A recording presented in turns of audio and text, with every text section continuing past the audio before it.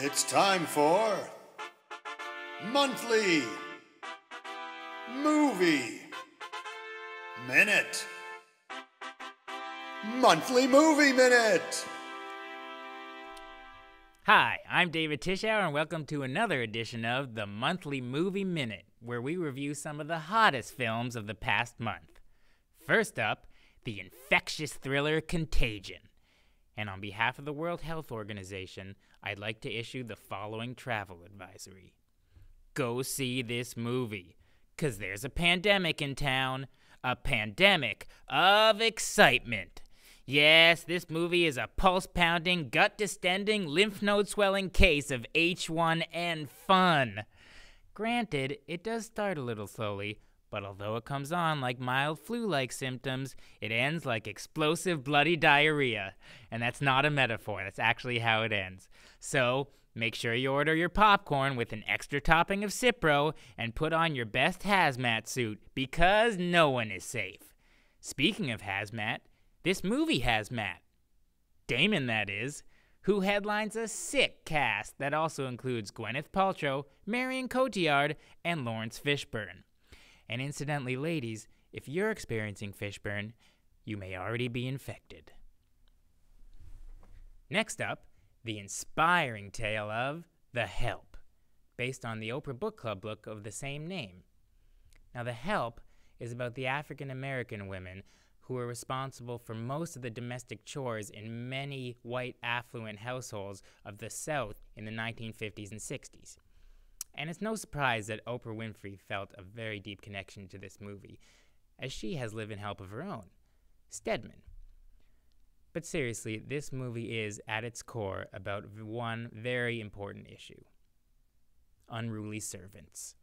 Yes, whether these women wanted to use the inside bathroom or get paid more than 25 cents a week, they would just not quit fussing.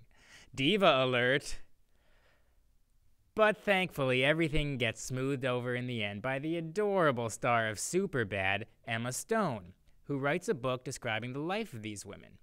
And don't worry, Emma, I'm pretty sure you're going to get an easy A on that book report, because The Help is super good. Finally, we turn to the movie that everyone's been talking about, Shark Night 3D.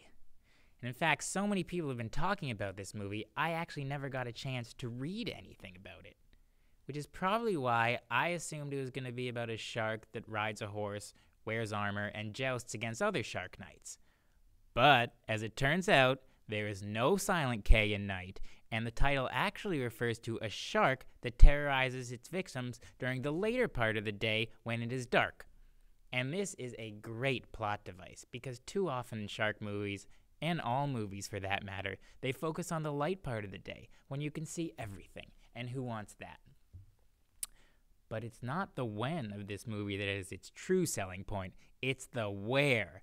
Because this shark is not in an ocean, no, he is in a lake. Yes, really, this movie should have been called Shark Lake, both to highlight its most important feature and to avoid the confusion that a silent K can cause, which is not insignificant. Now, this setting is really brilliant for two reasons. Number one, you're going to run into that shark a lot more often, just based on sheer water volume.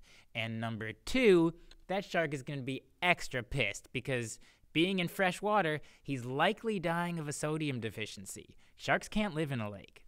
That's why they don't.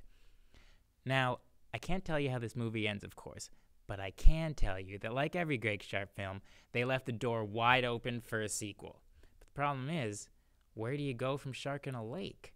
I'll tell you where. You go smaller. That's why, stay tuned for the Shark Night sequel, next summer's Shark Bathtub. I hope they can get Bert and Ernie to do that one. Okay, well that's all for today.